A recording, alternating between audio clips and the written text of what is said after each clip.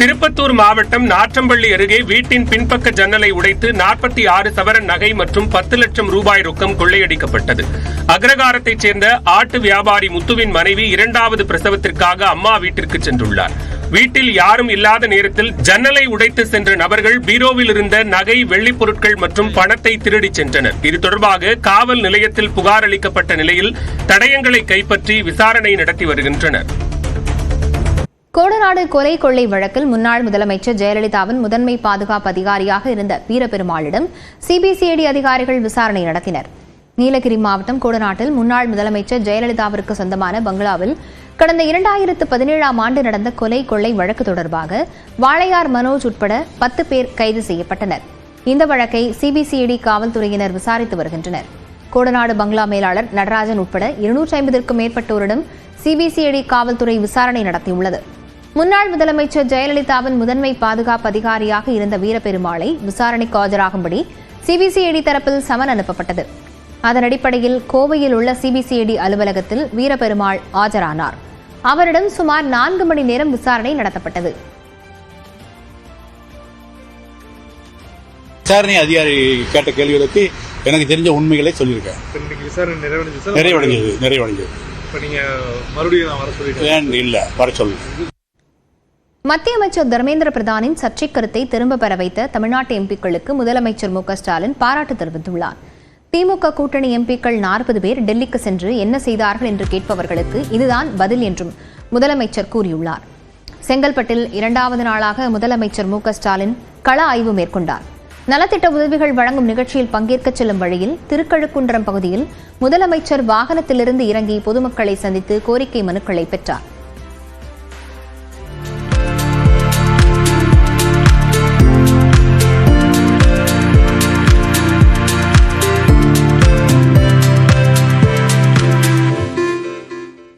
இதேபோன்று செங்கல்பட்டில் ராட்டின பகுதியில் இருந்து வட்டாட்சியர் அலுவலகம் வரை முதலமைச்சர் சாலையில் நடந்து சென்று பொதுமக்கள் மற்றும் தொண்டர்களை சந்தித்தார்.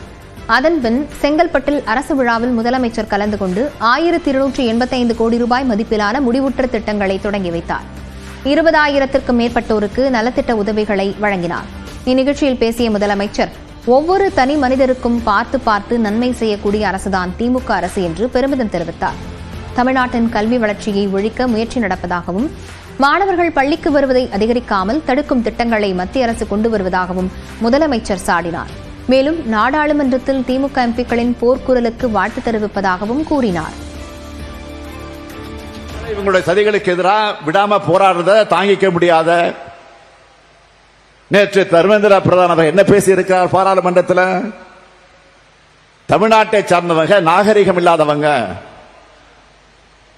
அராஜகவாதிகள்னு நாடாளுமன்றத்தில் நாவடக்கம் இல்லாம பேசி இருக்கிறார். ஆனால் பேசி அரை மணி நேரத்தில் அவர் பேசினதை திரும்ப பெற வச்சிருக்காங்க நம்முடைய தமிழ்நாட்டு எம்பிக்கள். அவங்களுடைய போர்க்குரலுக்கு என்னுடைய வாழ்த்துக்கள் இந்த மேடையின் மூலமாக உங்களின் சார்பில் நான் தெரிவித்துக் கொள்கிறேன். திமுக கூட்டணி கட்சி எம்பிக்கள் அதிமுக உறுப்பினர்கள் போல் பாஜகவிற்கு ஆதரவாக இருக்கவில்லை என்றும் முதலமைச்சர் தெரிவித்தார். உறுப்பினர்கள் போல பாஜக அரசுக்கு லாலி பாடிக்கிட்டு இல்லாம தமிழ்நாட்டின் உரிமைக்கு யாருக்கும் பயப்படாம போராடுவோம்னு நிரூபிச்சிருக்கிறாங்க.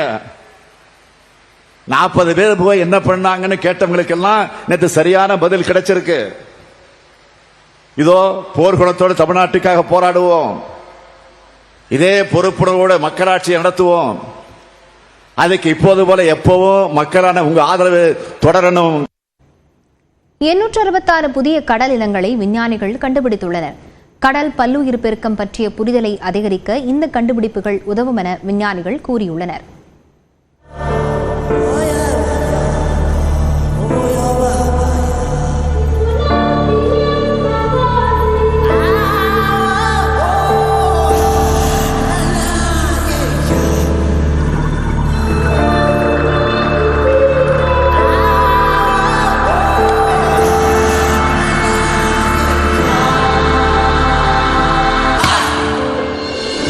ஜப்பானின் நிப்பான் அறக்கட்டளை மற்றும் நெக்டன் பெருங்கடல் கணக்கெடுப்பு மையம் ஆகியவை இணைந்து உலகின் மிகப்பெரிய கடல் உயிரினங்களின் கணக்கெடுப்பை நடத்தின. 2023ஆம் ஆண்டு ஏப்ரல் மாதம் முதல் நடைபெற்று வரும் இந்த கணக்கெடுப்பில் கேரளாவைச் சேர்ந்த உஷா பரமேஸ்வரன் உட்பட 800 விஞ்ஞானிகள் பங்கேற்றுள்ளனர். கண்டுபிடிப்பில் 866 புதிய கடல் உயிரினங்கள் கண்டுபிடிக்கப்பட்டுள்ளதாக விஞ்ஞானிகள் அறிவித்துள்ளனர். Gone to lots of different habitats and we've discovered a whole range of new species, from fish to snails to corals and sea cucumbers, things like that. Guitar சுறா, கடல் பட்டாம்பூச்சி, மண் டிராகன், மூங்கில் பவளப்பாறை, நீர்க்கரடி, ஆக்டோகோரல், கடற்பாசி, குந்து இறால், பைப் ஹார்ஸ், லிம்பெட், கடல் சிலந்திகள் உட்பட 866 புதிய கடல் உயிரினங்கள் கண்டுபிடிக்கப்பட்டுள்ளன. பூமியின் பரப்பளவில் 71% கடலே ஆக்கிரமித்துள்ள நிலையில் இதுவரை 10% கடல் உயிரினங்கள் தான் கண்டுபிடிக்கப்பட்டுள்ளதாக விஞ்ஞானிகள் கூறியுள்ளனர். டைவர்ஸ், நீர்மூழ்கி கப்பல்கள், தொலைவிலிருந்து இயக்கப்படும் வாகனங்கள் ஆகியவற்றை பயன்படுத்தி 1 முதல் 4990 மீட்டர் ஆழத்தில் இருந்து புதிய இனங்கள் அடையாளம் காணப்பட்டுள்ளன. 1,00,000 கடல் உயிரினங்களை கண்டுபிடிக்க இலக்கு நிர்ணயிக்கப்பட்டு இதுவரை 866 கண்டுபிடிக்கப்பட்டுள்ளன. 1,00,000 கடல் உயிரினங்களை அடையாளம் காண சுமார் 1000 கோடி ரூபாய் தேவைப்படும் என்று கூறப்பட்டுள்ளது. எக்ஸ்பிரஸ் 18 செய்திகள் சிலவற்றை பார்க்கலாம். காஞ்சிபுரம் சாம்சங் தொழிலாளர்களுக்கு ஆதரவாக பல்வேறு ஆலைகளில் அறிவிக்கப்பட்டிருந்த வேலை நிறுத்தம் கைவிடப்பட்டதாக அறிவிக்கப்பட்டுள்ளது. தொழிலாளர்கள் சஸ்பெண்ட் செய்யப்பட்டதை கண்டித்து சாம்சங் தொழிலாளர்கள் போராட்டத்தில் ஈடுபட்டு வந்தனர். இதனையடுத்து அவர்களுக்கு ஆதரவாக மார்ச் 13ஆம் தேதிக்கு பிறகு ஏதாவது ஒரு நாளில் ஒரு நாள் அடையாள வேலை நிறுத்தம் செய்வோம் என்று CITU சார்பில் நோட்டீஸ் வழங்கப்பட்டிருந்தது. ஆனால் சாம்சங் தொழிலாளர்களின் பிரச்சினைக்கு சுமூக தீர்வு காணப்பட்டதால் வேலை நிறுத்த அறிவிப்பு திரும்பப் பெறப்படுவதாக CITU மாவட்ட தலைவர் முத்துக்குமார் அறிவித்துள்ளார். திருப்பூர் மாவட்டம் திருமுருகன்பூண்டி நகராட்சி அலுவலக சுற்றுச்சுவர் இடிந்து விழுந்து 20க்கும் மேற்பட்ட இருசக்கர வாகனங்கள் சேதமடைந்தன. கருங்கற்கள் கொண்டு கட்டப்பட்டிருந்த சுவர் பலமிழந்து சரிந்து விழுந்தது. இதனால் அருகில் இருந்த வாகன நிறுத்துமிடத்தில் நிறுத்தி வைக்கப்பட்டிருந்த வாகனங்கள் முழுமையாக சேதமடைந்தன. உதகை அருகே அடர் வனப்பகுதியில் உள்ள பொக்காபுரம் மாரியம்மன் கோவிலில் தேர் திருவிழா வெகு விமர்சையாக நடைபெற்றது. நீலகிரி மாவட்ட ஆட்சியர் லட்சுமி பவ்யா தண்ணீரு தேரை வடம் பிடித்து இழுத்து துவக்கி வைத்தார். பாரம்பரிய உடையணிந்த படுகரின மக்கள் வண்ண வண்ண குடைகளுடன் ஹவ் ஹவ் என சத்தமிட்டபடி கோவிலை சுற்றி வந்து வழிபாடு நடத்தினர்.